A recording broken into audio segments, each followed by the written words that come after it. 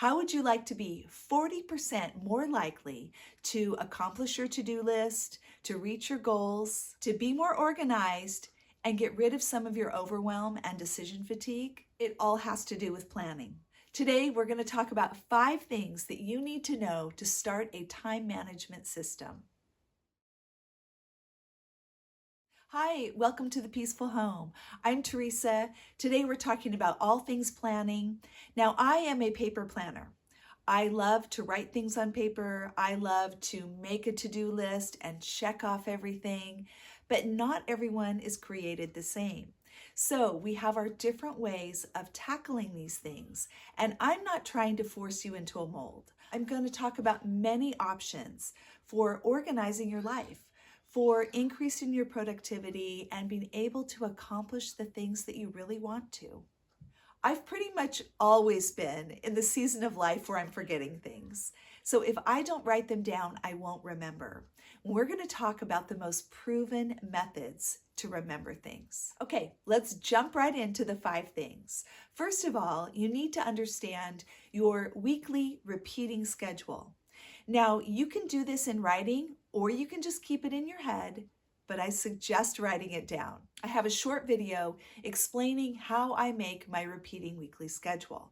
So I'm not going to go into that here, but it's a place where you write down the things that don't really change. So it's not a spot to put the tax appointment you have.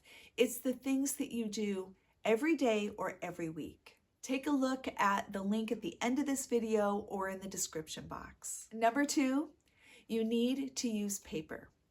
Now, you don't have to use paper for everything. There's ways that you can use your phone or a tablet for part of the system, but part of it really should be in handwriting. And this is why. It is absolutely proven to be more effective. You can do your own research. I haven't seen anything to contradict this opinion. When we write by hand, it increases connections in our brain. It reinforces the pathways that are needed for memory and comprehension. So writing things down is not just a preference, it really is a necessity. Even the Bible supports this. Habakkuk 2 says, "Write the vision, make it plain on tablets, that he who reads it may run." Now, I want to be able to run. I don't want anything holding me back, certainly not my memory. And I forget a lot of things if I don't have a system in place. Now that brings us to number 3, which is choose a system. There's 2 components to any system for time management. First of all, you need something to keep track of your year. Now that would be all your birthdays or anniversaries, your appointments from day to day, week to week, month to month. Anything that is scheduled needs to have a place to go. This can be done using your phone, an app, Google, whatever you want to do, or a paper calendar. A traditional paper calendar with 12 months works great. You can also use a planner. Now, a planner is going to combine 2 of these components. We'll talk a little more about that in a minute. The second component is your daily to-dos, your brain dump, all the thoughts in your head. Where do you write that stuff down? How do you keep track? I read once that our brain was not designed for storage, it's designed for creativity.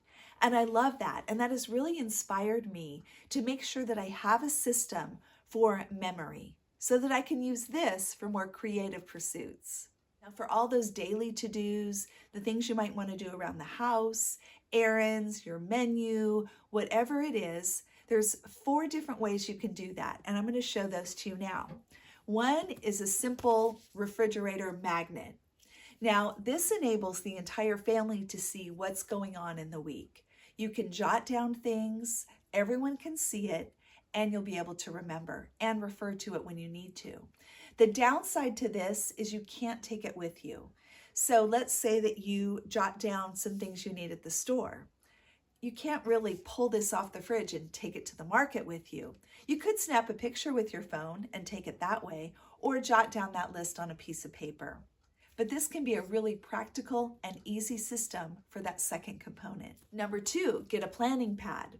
This is a pad of paper that has a weekly spread with some lines below for notes. And at the end of the week, you just rip off that sheet, toss it in the trash, and start fresh with a new week. Number 3, a basic notebook. This can be a composition book for $1. You can pick this up at a dollar store, at Walmart, Target, Amazon. It doesn't have to be anything expensive, and it's completely blank. This means you can set it up however you'd like. You could have one page that's just a brain dump, writing down everything that's going on inside of your head. And then just flipping the page, you can have today. What are my appointments today? What are my priorities today? And just do that day by day. Very simple, very inexpensive. Now, the 4th one is to have a paper planner. And this is what I use, what I prefer, and I've used for years and years. Most planners come in a monthly, weekly spread or a monthly, daily. So for the monthly, you're going to open right up to your calendar month. All 12 months are included in a planner. And then all of the weeks of that month are in a different spread. So this is a monthly weekly. It shows the week at a glance. Now in a monthly daily spread, you're going to have your month, same thing on 2 pages. And then when you turn the page, let me get a blank one here, you are going to have 1 day on a page. So this is a 2-day spread. That means instead of seeing my whole week at a glance, I'm really focusing on 1 day at a time. Monthly weekly is definitely the most common and the easiest to use, and I recommend that if you're a beginner. My only non-negotiable for a planner is that it must have tabbed months. If you can believe it, there are some planners that don't have tabs for the months, which means you literally have to flip through page by page to find the month you're looking for. Make sure you've got tabs. You do not need an expensive planner. Don't go buy one for $50 or $100. I'm going to link a couple below, really beginner-friendly planners. You can get one for under $10. Most likely it's going to have a format something like this. It's going to be more of a horizontal, and I suggest cutting the page in half so you have your appointments and your to-dos. But this is a really basic format. This works great as long as you don't have a lot of appointments. A slightly better format, in my opinion, is more of a vertical format. And this is where the days kind of go long. You can cut in half this way, have as much room as you need for appointments for the day, and still plenty of space for to-dos, errands, things like that. A really great way to get started is to use a $1 notebook or an $8 planner and give yourself a goal that you are going to build a daily habit of using your planner, at least checking it. That's all you need to do. Check it once a day. And if you do that for 2 weeks or a month, then you get to invest in a pricier planner. Okay, the 4th thing you need to know is that you have to schedule planning time. Stuff doesn't appear in the planner magically. You have to put it there, and you have to refer back to it. So I suggest planning at least once a week. Now you really can plan just once a day, and that works. That means you are developing a habit of every morning or at the end of your morning routine that you're checking your planner. I have had days where I've woken up and I've thought, I know that I don't have anything on my calendar today. I don't need to check it. And sure enough, like last year, I missed a dentist appointment. I've got to check it every morning. A step above that is to do a weekly planning session. And normally I do that on Sunday evenings. I will sit often with my husband, we'll kind of sync our calendars, and then I plan for the week. I take everything from my monthly calendar, or if you're using something on your phone, you would check that, and you would transfer everything to your weekly calendar. So you would go through and you would write down your appointments for that entire week. When you are doing your daily planning, some people actually prefer to plan the night before, and that's an option. Right before you go to bed, just look at tomorrow, jot down some things, be ready to go. Or you can do it in the morning. Now, the advantages of phones are alarms. Set an alarm so you don't forget to check your planner until it's a habit. Number 5, reevaluate and make changes. I have used so many different planners over the years. I've even contemplated making my own planner because sometimes they're very specific and they don't quite fit for your lifestyle. It can be tricky to find something that meets your needs. But if you need to, the more basic, the better, because then you can customize it for you. But you've got to evaluate, is this planner working for you? Is this system working? What do I need to change?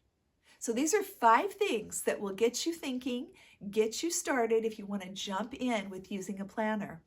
Watch for my next video. I'm going to show you how I actually use my planner, which one I use, and all my little tips and tricks to make it really effective. If you haven't subscribed, would you please consider that?